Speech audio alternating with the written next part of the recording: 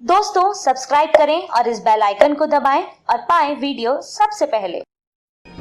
मैं भारत को भारतीयता की मान्यता के आधार पर फिर से खड़ा करना चाहता हूं, उस काम में लगा हूं। शक्कर जैसी ही दूसरी जो सबसे खराब चीज है जिससे आप नफरत करिए, घृणा करिए, उसका नाम है डालडा, वेजिटेबल ऑयल।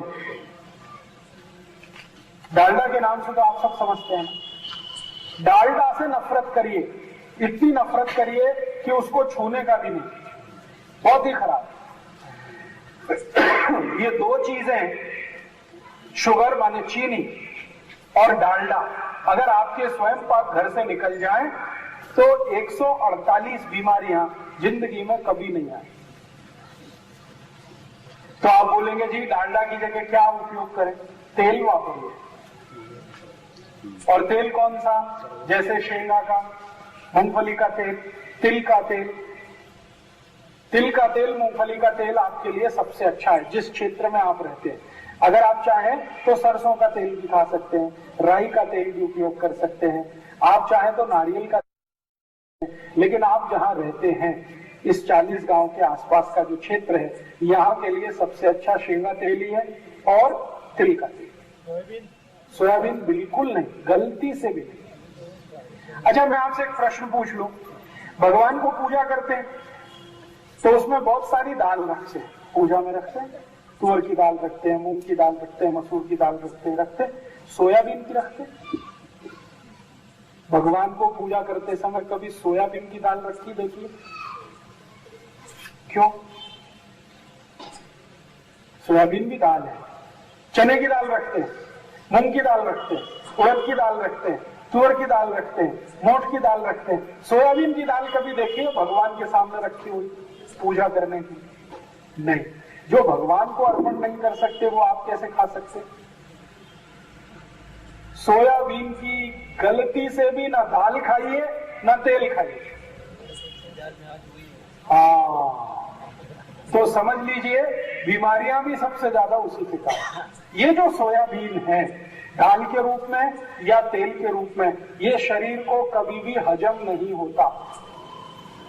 या दूसरे शब्दों में कहूं तो सोयाबीन का कुछ भी आप खाएं, शरीर उसको डाइजेस्ट नहीं कर सकता, उसका पाचन नहीं कर सकता, क्योंकि उसको पचाने के लिए जो कुछ एंजाइम्स चाहिए वो है ही नहीं मनुष्य के शरीर में।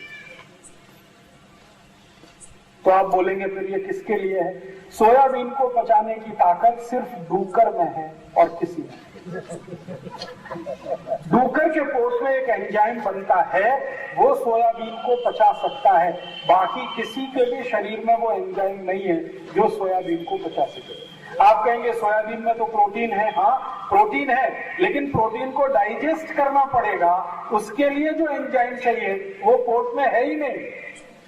इसलिए मनुष्यों को सोयाबीन का तेल, सोयाबीन की दाल, सोयाबीन का कुछ भी, सोयाबीन का अगर वो आता है ना दूध आजकल आने लगा, ये सब निषिद्ध है आपके लिए। आप कभी मत खाना है, कितना भी सस्ता मिले कभी मत खाना, और कितना भी महंगा मिले तेल खाना, मूंगफली का हो, तिल का हो, सूरजमुखी का हो। नहीं तो मैंने आपको कहा एक तेल आता है सरसों का, सरसों का तेल इधर चलता, राई का तेल जिसको कहते, नहीं चलता तो छोड़ दो, जो आपके यहाँ चलता वही लो। लेकिन शुद्ध तेल खाना, ये वेजिटेबल ऑयल भी है ना, ये भी तो तेल ही है ना, ये नहीं खाना था। डालडा, या डालडा जैसे नाम से आता है, गगन, तरंग, नंबर 1, हनुमान जी, ये और वो, ये सब खतरे ही खतरे हैं, जहर ही जहर। तेल खाना हो शुद्ध, सीधा सीधा तेल खाना। और मैं तो आज आपको ये भी कहूंगा, रिफाइंड तेल भी कभी मत खाना। रिफाइंड और डबल रिफाइंड और ट्रिपल रिफाइंड, जितना ज्यादा तेल रिफाइंड होता है उतना ही जहर उसमें बढ़ता चला जाता है। मैंने अभी पिछले 3 साल एक एक्सपेरिमेंट किया खुद। मेरे पास 100 से ज्यादा ऐसे पेशेंट हैं जिनको डायबिटीज और डायबिटीज के साथ ब्लड प्रेशर और ब्लड प्रेशर के साथ गुर्दे दुखना, ऐसी 4-5 बीमारियां एक साथ हैं एक ही शरीर में, 4-4, 5-5 बीमारियां। ऐसे 100 से ज्यादा मरीजों को मैंने क्या किया, कोई औषध नहीं दिया, उनको बताया नहीं। हमारे होम्योपैथी में मैं जो चिकित्सा करता हूं, हम बोले नहीं तो मालूम नहीं है सामने वाले को कि वो औषध खा रहा है कि नहीं खा रहा है। वो आपने देखा सफेद सफेद गोलियां होती हैं छोटी छोटी, मीठी मीठी, हम उसमें औषध नहीं डालते कई बार, लेकिन पेशेंट तो खाता, वो सोचता अरे ये औषधि है, क्योंकि औषध उसमें डालो या ना डालो गोली एक ही जैसी। हम उसको प्लेसिबो कहते हैं, बिना औषध की।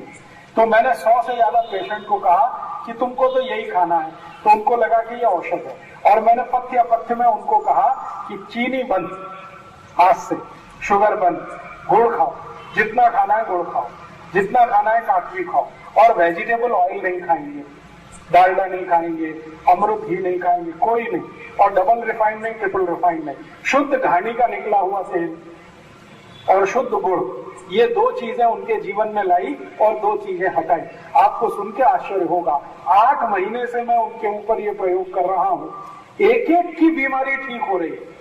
डायबिटीज उनकी नॉर्मल हो रही है, अर्थराइटिस बिना दवा दिए ठीक हो रही है, अनिद्रा की बीमारी बिल्कुल ठीक हो गई है, गैस बनना बिल्कुल बंद हो गई है, एसिडिटी बिल्कुल चली गई है, मोटापा कम हो रहा है, सब बीमारियां बिना औषध ठीक हो रही। लेकिन वो पेशेंट नहीं जानते, मैं जानता हूं। पेशेंट क्या सोचते, ओ राजीव भाई की औषध बड़ी मात्र से। तो आपके स्वयं पाक घर से जो निकालने की चीज है, वो एक तो शक्कर है, चीनी, और दूसरा है डालडा, घी। इन दोनों को जितनी नफरत कर सके उतनी करिए। और प्रेम करना है, मोहब्बत करनी है तो गुड़ के साथ करिए, काकवी के साथ करिए। और प्रेम करना है, मोहब्बत करनी है तो शुद्ध तेल के साथ करिए, जो घानी से निकल के आपके घर में आता है। शुद्ध तेल जितना भी खाएंगे कोई परवाह मत करिए, बिल्कुल हृदय घात की चिंता मत करिए। बहुत बार डॉक्टर आपको बोलते हैं ना, तेल मत खाओ, घी मत खाओ, नहीं तो हार्ट अटैक आ जाएगा। ऐसे सभी डॉक्टर के साथ में चैलेंज करके शास्त्रार्थ करना चाहता हूं। तेल और घी शरीर के लिए उतना ही आवश्यक है जितना आपके शरीर के लिए पानी। अगर तेल घी नहीं होगा शरीर में, आपका शरीर नहीं चलेगा। आप जानते हैं कि आपके घुटने चलते हैं, कमर आप नीचे ऊपर होते हैं, सवेरे से शाम तक कितनी बार आप बैंड करते हैं फिर भी ये काम करती है, कितना किलोमीटर चलते हैं फिर भी ये काम करते हैं। ये सब तेल और घी का ही प्रताप है। तेल भी चाहिए शरीर को, घी भी चाहिए, लेकिन कौन सा तेल और कौन सा घी, ये महत्व की बात है। फैट्स चाहिए, बिना फैट्स के जिंदगी चलेगी नहीं, लेकिन अच्छा वाला फैट चाहिए, जिसको सरल भाषा में कहूं गुड फैट्स चाहिए। और ज्यादा अच्छी भाषा में कहूं, परिष्कृत भाषा में कहूं तो आपके शरीर को हाई डेंसिटी लिपोप्रोटीन जरूर चाहिए, HDL। और जो नहीं चाहिए वो LDL और VLDL, very low density lipoprotein, ये भी फैट का एक स्वरूप है, और LDL लो डेंसिटी लिपोप्रोटीन, ये भी फैट का एक स्वरूप है। तो LDL VLDL तो नहीं चाहिए, HDL चाहिए, बिना उसके शरीर चलेगा नहीं। और HDL सबसे ज्यादा मिलता है वो शुद्ध तेल में ही मिलता है। शुद्ध तेल माने जो घानी से निकलकर सीधे घर में आया वो तेल। आप कहेंगे जी उसमें बास आती है, वो बास ही तो उसकी प्रोटीन है। फिर आप कहेंगे वो दिखने में अच्छा नहीं लगता, उसका कलर ही प्रोटीन है। अगर तेल का कलर निकाल दिया तो तेल का सत्यानाश कर दिया आपने, उसकी बास निकाल दी तो तेल सवा सत्यानाश हो गया। उसकी बास और उसका रंग, ये दोनों आपको जो खराब लग रहे हैं, वास्तव में वही HDL है, उसी में से HDL बनेगा, और वो बहुत आवश्यक है। करने चलेगा, खरडे चलेगा, राई का तेल चलेगा, करने का तेल चलेगा, सूरजमुखी का चलेगा, आपको शेंगा का तेल चलेगा, आपको तिल का तेल चलेगा, आपको नारियल का तेल चलेगा, सोयाबीन छोड़कर कोई भी चलेगा। हाँ, एक तेल नहीं चलेगा, वो ध्यान रखना, वो भारत में तो होता नहीं है, आजकल बाहर से आने लगा है, पामोलिन तेल, ये नहीं चलेगा। ये पामोलिन तो बहुत ही खराब है, खराब से भी ज्यादा खराब, डालडा से भी ज्यादा खराब है पामोलिन। कारण क्या है, पामोलिन को डिसइंटीग्रेट करने के लिए शरीर का तापमान ही चाहिए कम से कम 40 से 47 डिग्री, और वो होता नहीं कभी, बुखार आने पे ही होता है वो तो। इसका माने स्वस्थ आदमी को पामोलिन तेल कभी भी डाइजेस्ट नहीं होता। तो अब आप एक जिंदगी का नियम बना लीजिए, किसी भी होटल में खाना खाने जाएं, वैसे तो ना जाएं तो बहुत अच्छा है, लेकिन खाना खाने जाएं तो सबसे पहला सवाल पूछिए किस तेल में खाना बनाया, तो कहेगा डालडा में, तो नमस्ते जी नहीं खाते। तो फिर कहेगा नहीं जी मैंने तो पामोलिन में बनाया, तो डबल नमस्ते, और भी नहीं खाते। तो फिर कहेगा मैंने रिफाइंड में बनाया है, डबल रिफाइंड में, तो और 3 नमस्ते। तो फिर कहेगा फिर कौन सा खाना आप खाते हो, तो उससे पूछो करड़ी के तेल में बनाया, शेंगा के तेल में बनाया, तिल के तेल में बनाया, राई के तेल में बनाया, तो खाएंगे।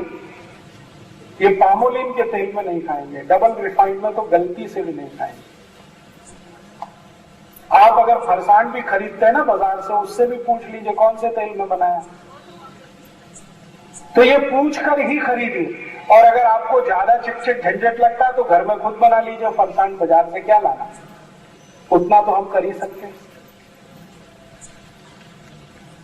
तो ये सूत्र, आखिरी सूत्र से फिर मैं उल्टा चलता हूं, पीछे तक आता हूं। आखिरी सूत्र ये है कि अपने रसोई घर में से 2 चीजों को निकाल के बाहर करिए, एक तो शुगर, चीनी, शक्कर, और दूसरा ये डबल रिफाइंड तेल, ट्रिपल रिफाइंड तेल, डालडा, वनस्पति घी, वेजिटेबल ऑयल, ये दोनों बाहर करिए। अंदर क्या लाना है, स्वयं पाक घर में लाना है गुड़ या तो काकवी, और तेल के रूप में तो जो भी शुद्ध तेल आपके आसपास निकलता है उसको, ये दोनों घर में लाना है, और ये 2 बाहर करना है। भोजन में इसका कल से ही अगर करेंगे तो बहुत अच्छा लाभ मिलेगा आपको। आप में से किसी को भी अगर डायबिटीज है, किसी को भी गुर्दे दुख रहे हैं, किसी को भी कमर दुख रही है, ये कल से ही शुरू कर दीजिए। शक्कर बंद, गुड़ चालू, शक्कर बंद, काकवी शुरू, और ये रिफाइंड तेल बंद, शुद्ध तेल शुरू। मैं 15 दिन की आपको गारंटी दे रहा हूँ, 15 से ज्यादा दिन नहीं लगेंगे। 15 दिन के बाद आप अपनी शुगर टेस्ट कराना, पहले से ज्यादा बेहतर स्थिति होगी। और 2 महीने बाद कराएंगे तो शुगर हो सकता है नॉर्मल ही हो जाए, बिना इंसुलिन के, बिना औषधि के। ये गुर्दे दुखना अपने आप बंद हो जाएगा, कमर दुखना अपने आप बंद हो जाएगा, पेट में एसिडिटी अपने आप खत्म हो जाएगी, ये चला ही जाएगा। शरीर आपका पहले से बहुत अच्छा हो जाएगा। चाय में भी गुड़ की चाय बनती है कि नहीं, और वो शक्कर से अच्छी होती है, टेस्ट में भी अच्छी है।